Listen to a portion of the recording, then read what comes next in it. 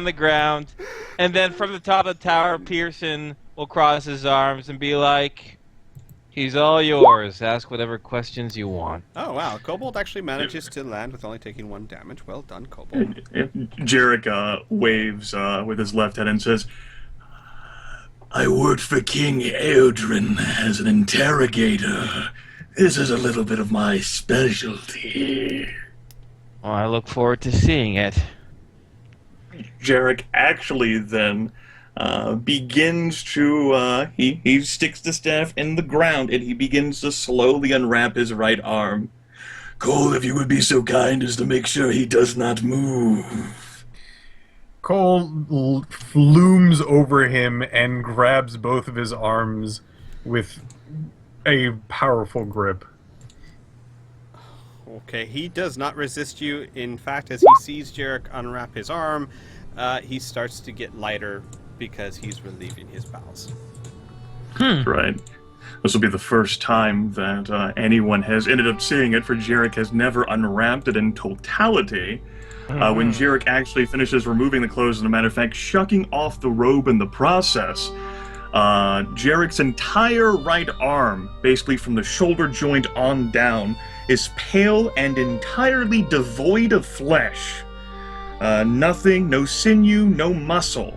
Just of the bones that would normally form a human arm, which perfectly function in a perverse mockery of life. And Jarek actually reaches down with the skeletal hand, sort of like the fingers outstretched. I haven't shown this off in so long. I would like to talk. I'm like considering rolling like a... Can kobolds die through fear? Shock is a very real thing. Well, he is really hurt. I am going to say... No. Just barely. He manages to control himself enough. Why don't you talk? Why don't we learn a little bit about what was happening here, little one? Well, I was covering the cave tower like Leader told me to, and then you guys killed him, and then you killed Snarl, and then you killed him, and he just keeps on listing. Let's try again. The skeletal hand clenches into a fist, and loud cracking, popping sounds can be heard. We'll try again. What was happening here? What did your leader do here? Cults, purposes, mercenaries. Did you get paid money? Oh, the cult. Really, we could. Yes. Yeah. Yes, we were made part of a cult, but I don't have to be if you don't want me to be. I'm sorry if that hurts you. I'm sorry. No.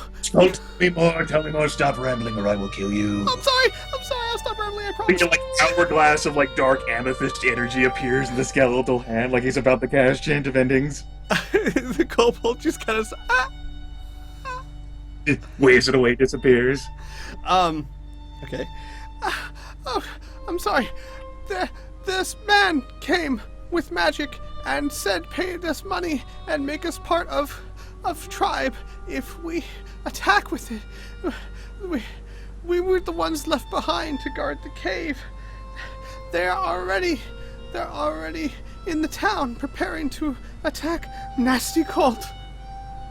Town, they're in Whitebridge? Big town, that way, and he points over to Whitebridge. How many? A lot? Like more than a lot? Jarek's not known for counting. And he suddenly perks up and goes, Note! Rascal can't read, but Leader, and he points to the Leader's body, Leader has instructions. Great. So, kobolds and humans working in Big Town for mission? Yes, to kill Nasty Cult. Jarek nods.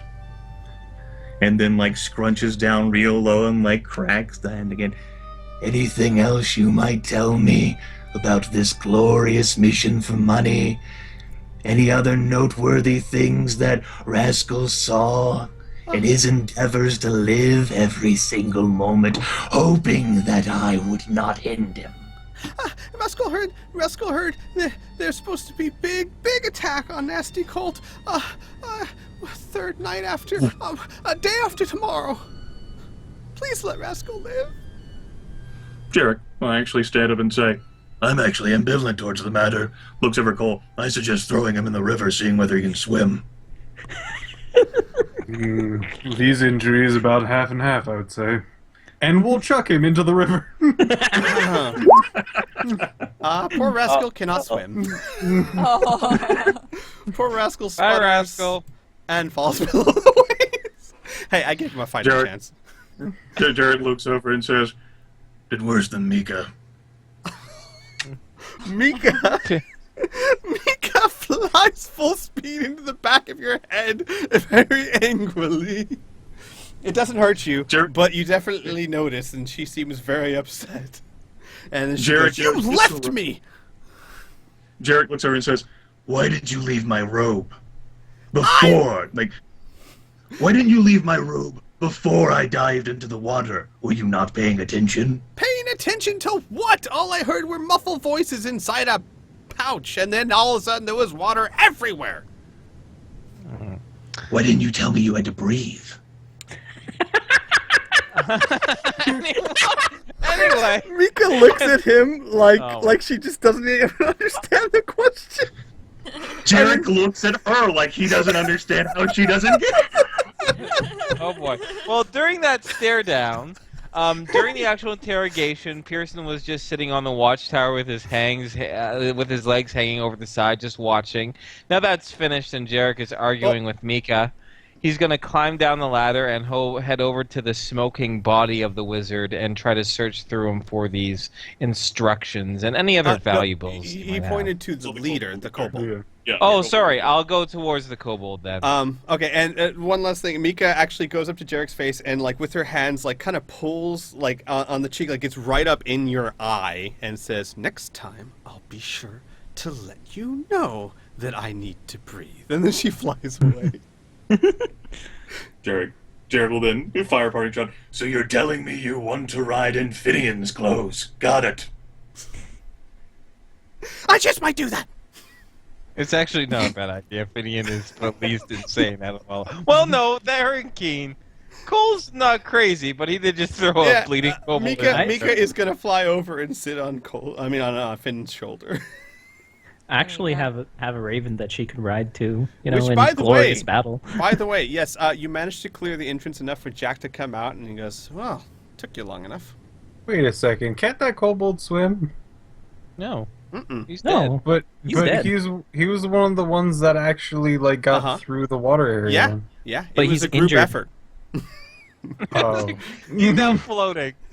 Well, that's what my character was just going like. I could have sworn he could swim. Well, let's just say he could swim, well. but now that his great injuries, Yes. he's unable I to. mean, he was staggered at least, so Yeah. he couldn't make it. He rolled a 3. He failed. And he rolled a 7. This dude just sucks at his skill checks. This is... Yeah. Alright, you He's searched rolled the... skill checks feel and a little kobold sad headed now. about what he just did. He assumed that he would actually live and get away from his own. You search the leader, and you find 3 things of note. You find a pouch of gold. Okay. Well, silver and gold. But basically it equates to about 75 gold pieces. Okay. And I'll pocket it for now. We can split it you later. find the helm that you know by now is obviously magical, and you have a pretty good idea what it does, so I can just let you know. This helm, whoever chooses, if anyone chooses to wield it once a day, can instantly become the size of a watchtower.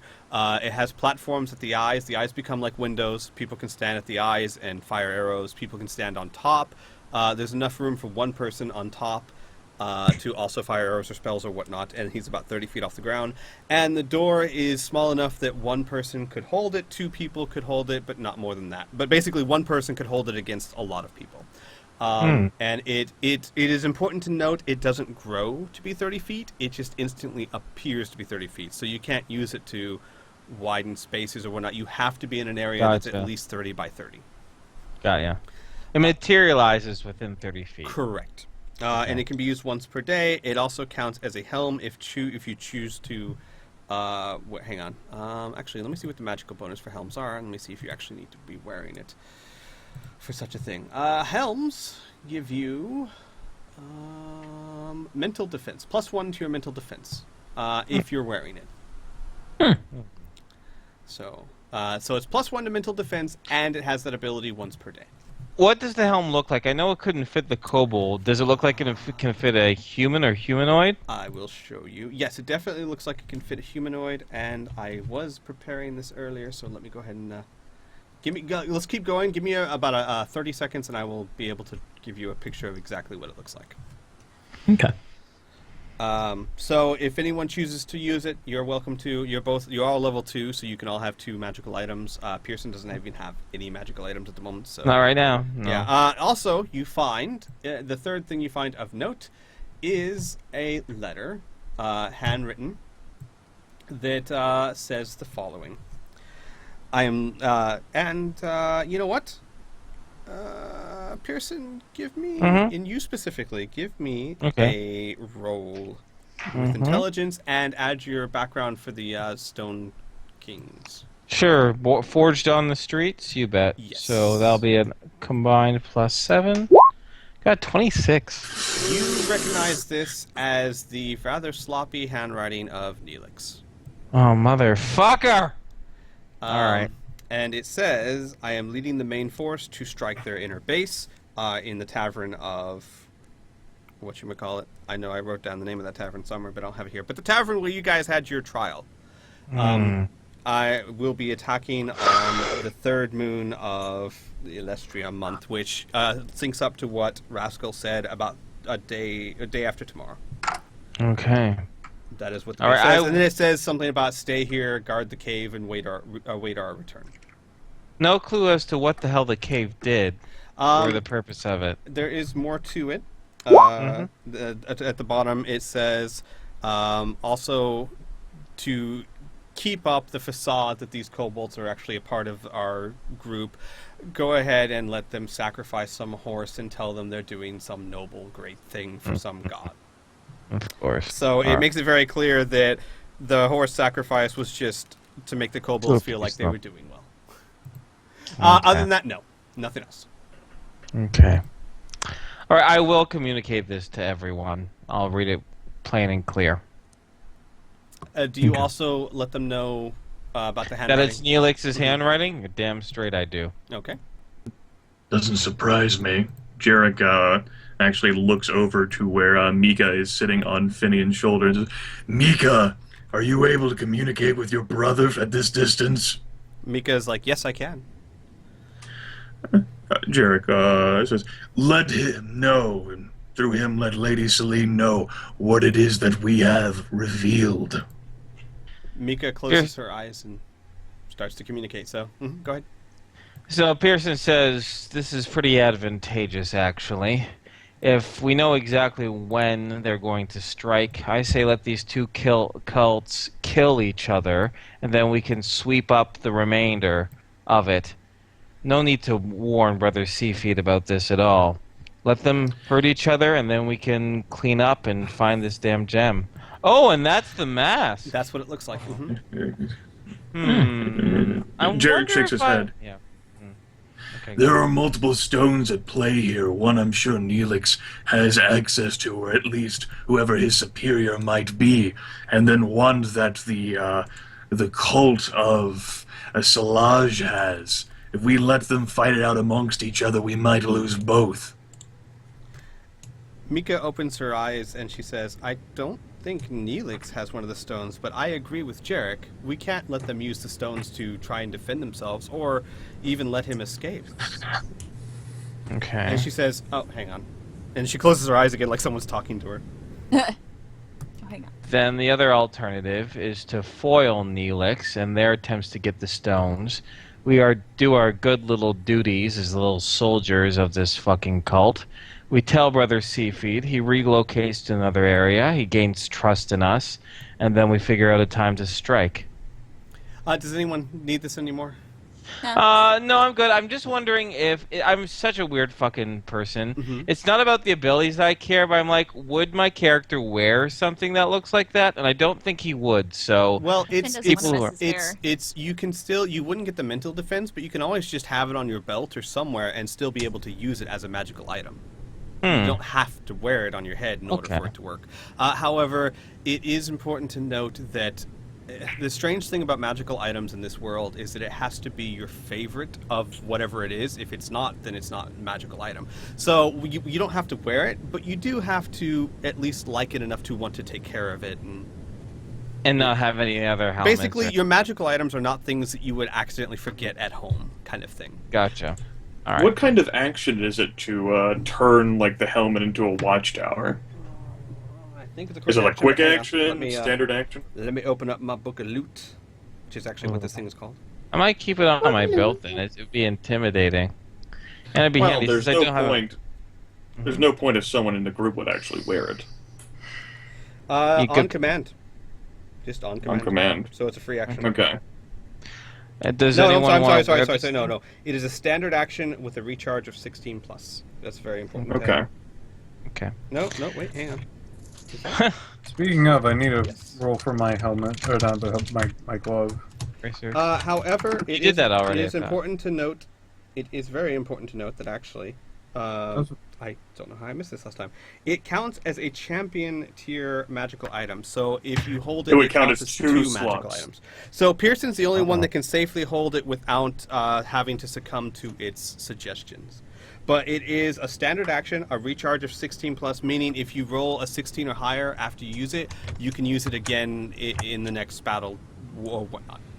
All right. Answers that question of who's going to be carrying it around then. Yeah, well, Just- Pearson definitely doesn't mind it because he realizes that if we walk into another ambush, this is something that they can't probably plan against. I wouldn't mind keeping it on me. Yeah. Just to clarify, my role in battle, was that for my throw or my glove? Your glove, your gauntlet. No, I mean for your throw. Okay. Your This would gauntlets we be did not my reroll. Yeah. I have 50 gauntlets now. No. Okay, your gauntlets work, but your throw is not until you get another full heal up. Inferno, I am going to Yeah. give you your Yeah. perk. Your The stat? No, your quirk. Quirk. Mm-hmm. Now, I don't have to succumb to it if I don't want to, right? Nope. It is because it is still within your I limit. only have- You get to choose how to roleplay this Okay. how you want. And what it should be its actual name so I can put it in here? That like is Helm of completely your something? choice. I'm going to just call it a Helm of Fortitude, just so I know what it Right. is. I'm gonna just go with what it says. Take that however you will. Okay. Oh! Ah! Ah! Jarek should be wearing this fucking thing. Oh dear. I can tell them what it says, right? Yes, you can. Yes, I'm gonna basically share- the way this I works. choose to share it because it's Mhm. hilarious. Mhm. The quirk is egotistical. Basically, the way I'm handling the quirks is it's things you find out over time as your Yeah. magical item. And everyone should also know it's up to you. Your magical item is alive. It is sentient. It does communicate with you, be it either through impressions and suggestions, or it can straight up talk to you. That is completely up to you. Okay. So, now it can't actually just talk to other people. It's just you. Hmm. All right. So that is all up to you guys to choose. So, yes. Mika opens her eyes again, and she says, "Lady Celine suggests that this would be an excellent time to turn in the information to Brother Seefeed to gain his trust. Hopefully, find some way to thwart this attacking cult." And then when you've gotten within his trust and we know what this ritual is, and we've gotten close enough to Father Marion to grab the stone. I agree.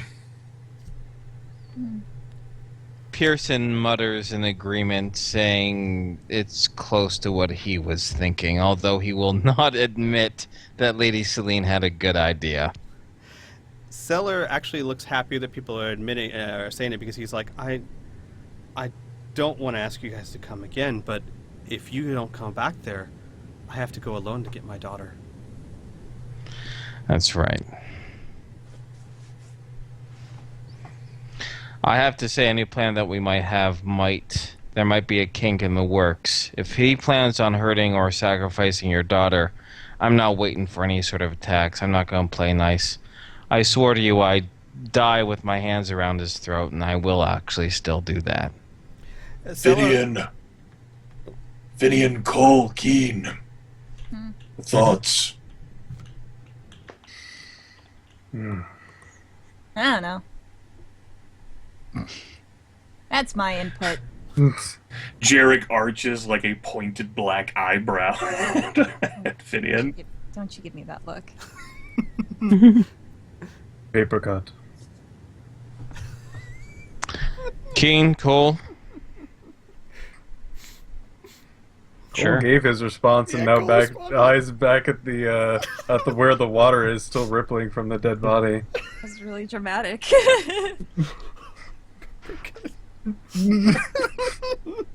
Okay.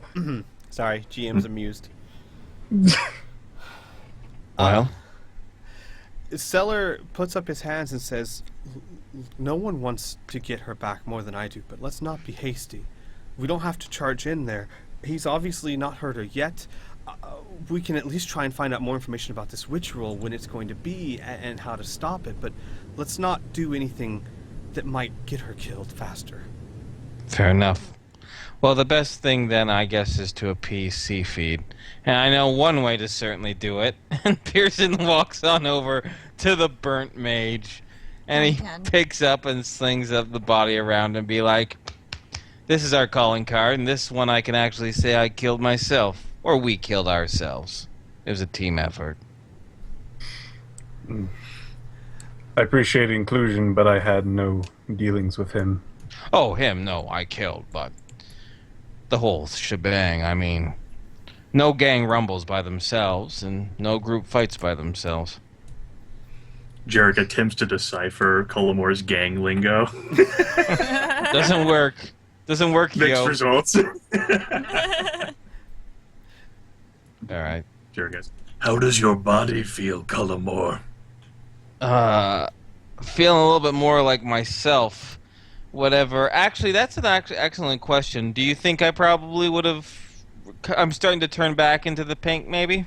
Oh yeah. I mean, it normally lasts until the end of a battle anyway, and Yeah. we into the cavern. It stopped being a hardened carapace. Yeah. So we'll say the hardened carapace stuff. Maybe the texture of it is still a little rough. Maybe the color's still off. But as they head back Burnt. towards Whitebridge, Cullimore will start looking like himself. When we hit the gates, he's back to his usual self. So Pearson will admit that although he wasn't crazy about being a guinea pig, it looked like whatever you did was very effective. And he actually gives a begrudging thanks. Being on fire is not the most pleasant of things, and what you gave him definitely eased out the pain quite a bit. Sure. Look at the JC. I'll take it. Yeah. I'll take it. That's Gotta as, retrieve that's the as close horse. as a you're welcome we're gonna get, so I'll take it. All right. So what's our next move? Go straight to Seefeed like good little pups? I think we might as well appear in the. There is a problem, however. Jarek will make mention of this, and it'll actually be as we draw closer to Whitebridge. You don't plan on carrying that body past the guard into the city, do you? I think I might be able to convince the guard what happened. Maybe This they'll- will be entertaining. In fact, I will Jared be in the Jones- Yeah, back. go for it. and Oh actually, my. Pearson says, "Hold up a second. We haven't approached the city yet." He goes to Amika and says, "For once, perhaps, Lady Celine can provide the use that she suggested. Have her give her the guards at the gate a heads up of our approach and that I'm carrying a body. It is useful in the ruse, and it'll be useful if they just look us by." Mika closes her eyes, and after a little bit, she opens and she says, "I think she's laughing."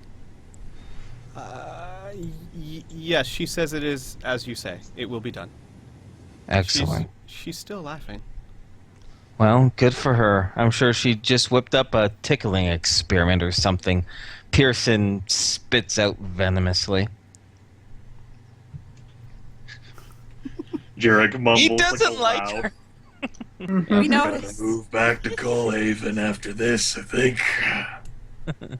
Mika continues to just get a perch on Finn's shoulder. All right. You guys want to just head back to the city? That'd be Yes. great. I have to use the washroom real quick. Okay. As I will we- move you guys back, yeah. Old Man Inferno has to use the washroom again. Actually, I won't move you guys yet because, well, I'll just move to the city. I'm not going to move your tokens there because we'll do the little Okay. gate thing.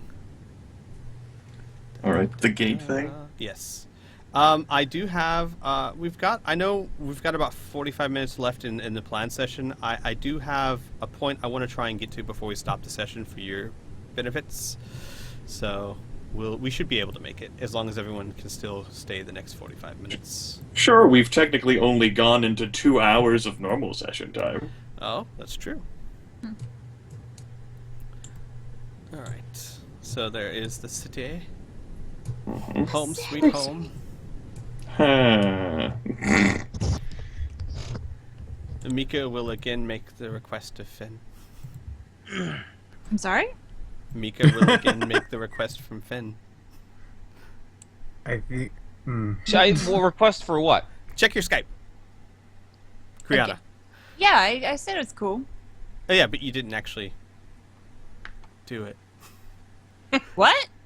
You didn't actually say the words, so there's Mika no proof, asked okay? if you could get the pouch. I thought I was wearing the pouch. Am I not? No, Jarek has it. Wait, what happened to the pouch I've been wearing? It's even on my character. What? I thought it was in Jarek's robes the whole time. It's most certainly in Yeah. mine.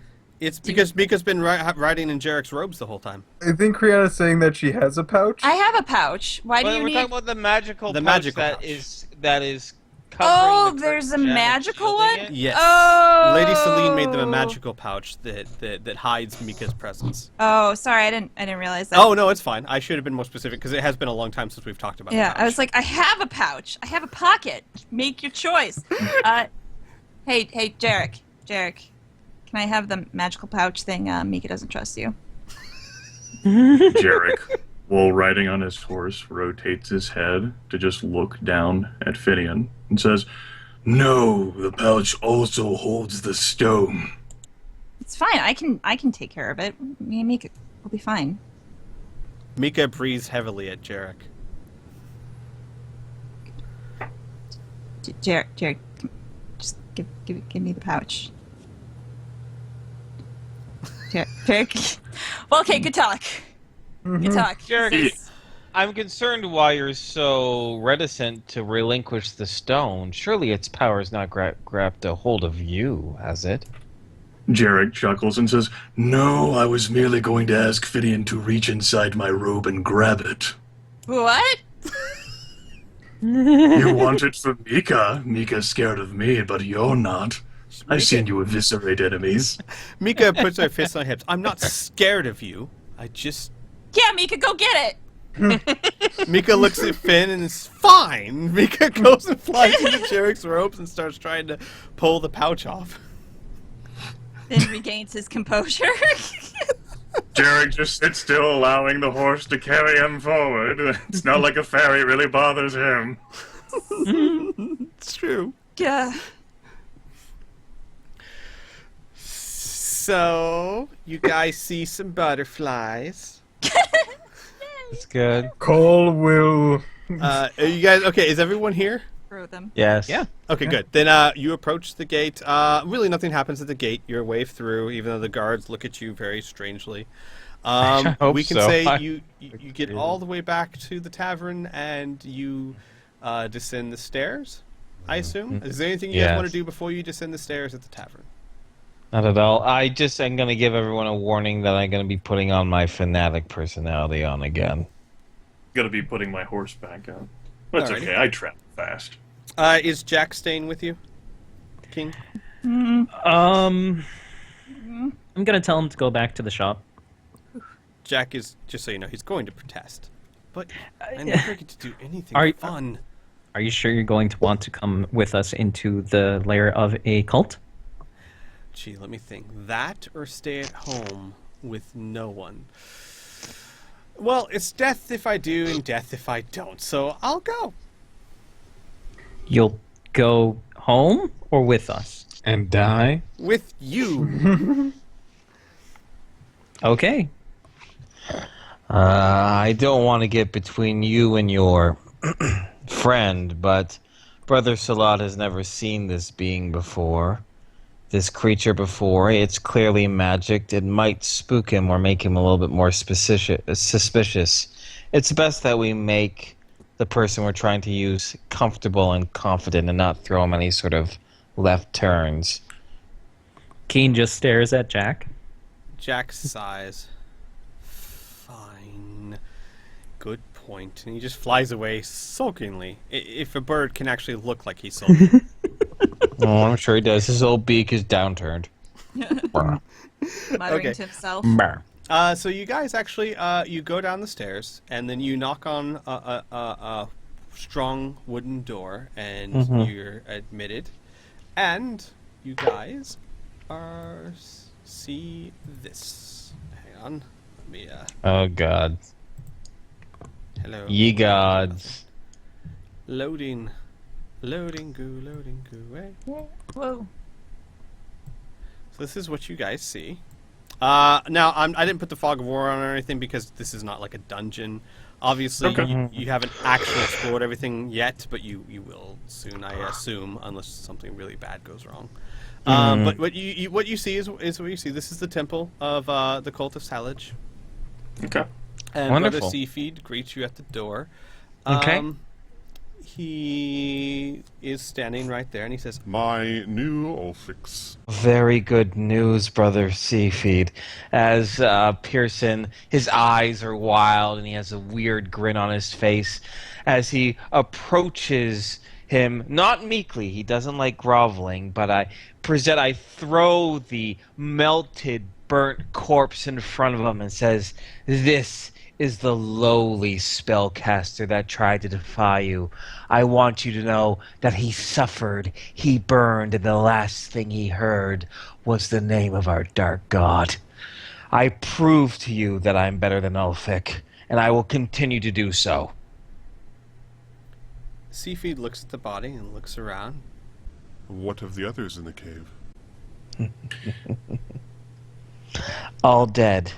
And I believe there's something more, something very, very important that you should know. And Pearson, who, by the way, is still in dried blood, soot, he just looks like a piece of shit right now.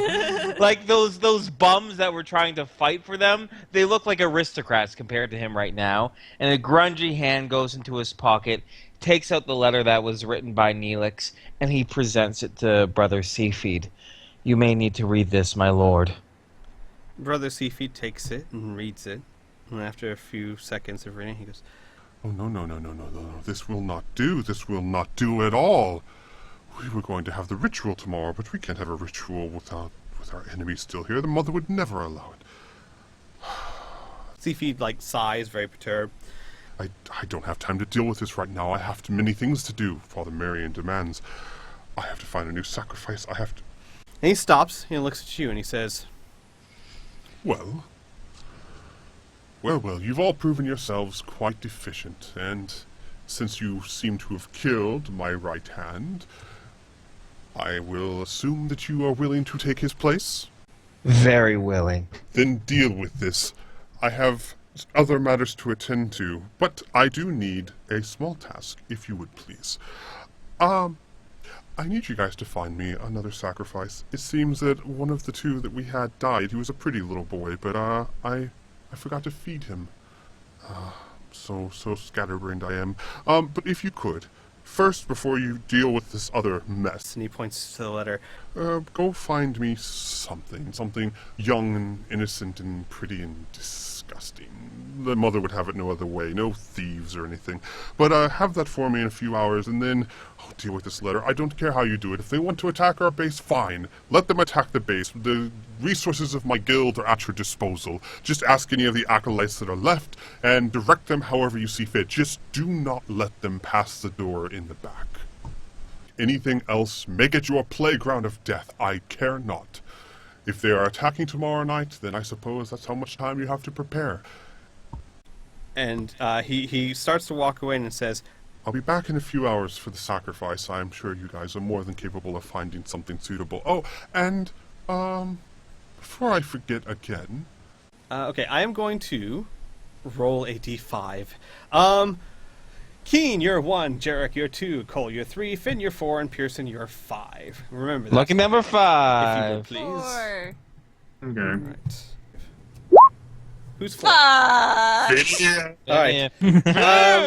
Brother Seefeed looks at Finian and says, Oh, if you would, please. Could you go feed the other sacrifice? We can't have both of them dying of starvation. The food is... You'll come with me. and he just starts walking away. Of course. And It's not walking. Oh, there we go. so there's that. You want me to handle the Finn part before you guys start talking? Or We can talk to each other. yeah, in you guys text. can talk to Oh, each other this in is it. text. Finn, not Finn. Brother Seefeed hums to himself. Finn remains quiet. Hang on, I gotta move over to you guys. I forgot that. Okay. And then he goes to this door, opens the door, and then beyond the door, it looks almost completely different. Hang on, let me actually reveal that for you. There you go. So he goes to here. He points down the hallway to your right and says, The jail is down there. You'll find food in there. Just feed the prisoner the food and then be done with it and find me my sacrifice. and then Brother Seefeed just walks away humming to himself. Alright.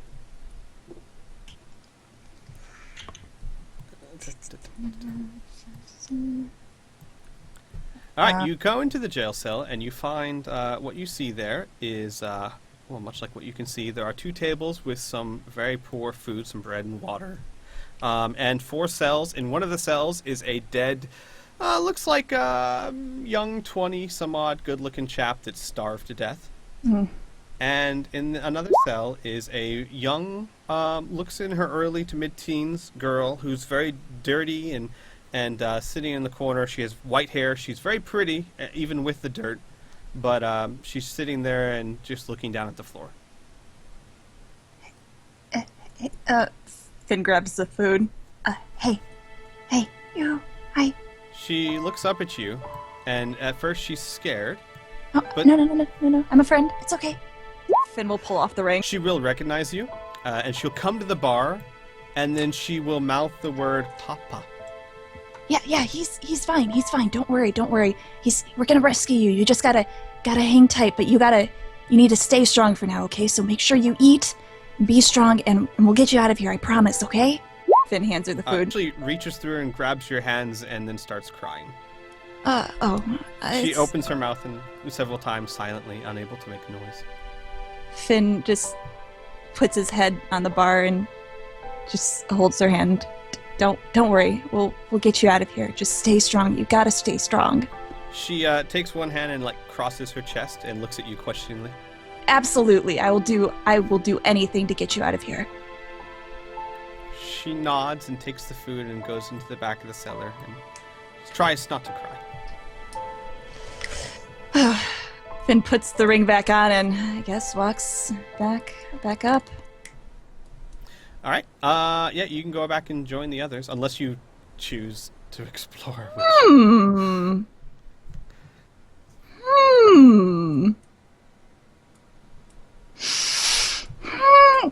Let's just see what's over here.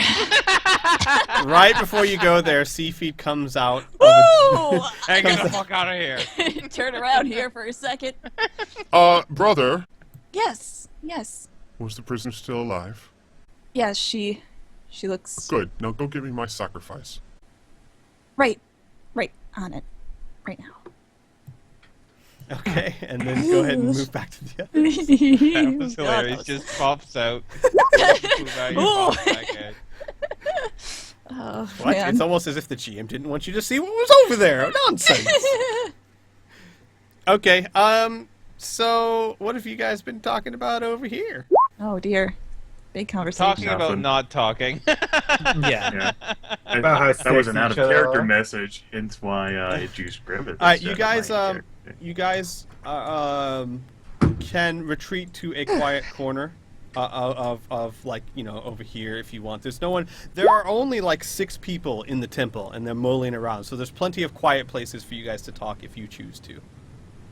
I ain't talking in here. It's down. Yeah. Or okay, Yeah, you guys so can that- leave. You guys got to go get a Yeah, sacrifice anyway. It's okay. up to you how you Okay. want to handle it. Oh, God, a sacrifice. Okay. Fantastic. All right. Get out of here. So we'll go to the. Is tavern. Mika still wrestling around in my robe, or has she long No. since- She's gotten it, and she's with Finn by now, I believe. Fantastic.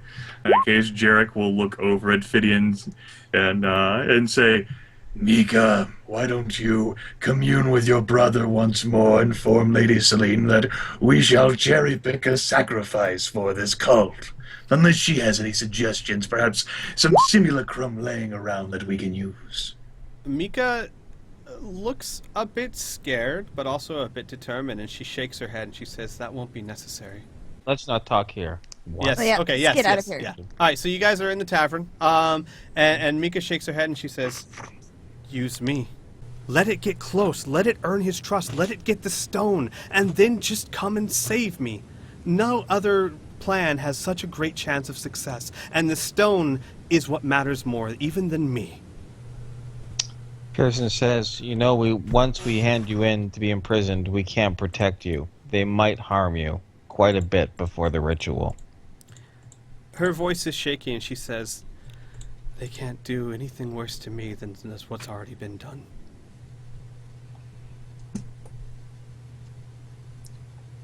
Finn crosses his arms.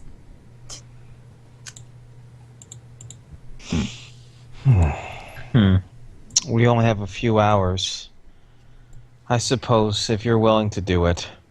The only question is how we can explain to Seefeed how we just happened to find a friggin' ferry in the couple hours he managed to find us. We have to make at least that sound convincing, if we're gonna do this. Remember, you're better than whatever that other man was called. Ulfic? You're damn straight. Well, Jarek, like Musa says, Well then, we need to get you properly outfitted for the role, Mika. and then remember that whole like terror spell that I attempted to cast on the Kobold leader, only that failed because it had too many hit points? Let's oh wow, that was a terrible roll. We'll just hurt her up a bit, then psychic damage. Unless she has an awfully low magic defense. No, she does not at all. I didn't So, think so. Gotta she- rough she- her up a bit. Yeah. She will look a bit taken aback by it, and say, "I appreciate the attempt, but I think I can manage. I'm scared enough as it is." Jarek says, No, we have to demonstrate the fact that we've hurt you. The effect is necessary. Finn just picks up Mika and just like protectively like holds her like, "What are you doing?" Mika actually like shakes her head at Finn and then flies back over to the Jarek and says, "Do what you have to." Are you kidding me? I would like to Yeah. step in for a second. Could you tell your brother and lady that you're doing this? I do not want to be mistaken that we are the actual enemy and that you went willingly. Yes. Yeah. Please take care of Mika, that. Mika actually looks a little more scared, and then closes her eyes, and then opens them again, and then says, "They know." Alright, well, now that she's been bloodied up a bit with psychic damage, because my daily had a miss effect, Jarek's gonna say, As for how we captured her, it's obvious. End up using the pouch. Carry the stone with us. We'll have to do. It would be explain how we've managed to contain her so that no other fairies could find her. Where are we going to put the stone in the meantime? The second he senses it, he's going to go crazy. Then we kill him. Fair enough. Stellar actually comes up quietly to Finn and says, "My daughter, did you see her?" Oh, yeah, she's okay. She's okay. She's doing fine, and she knows that you're okay. And They hurt her.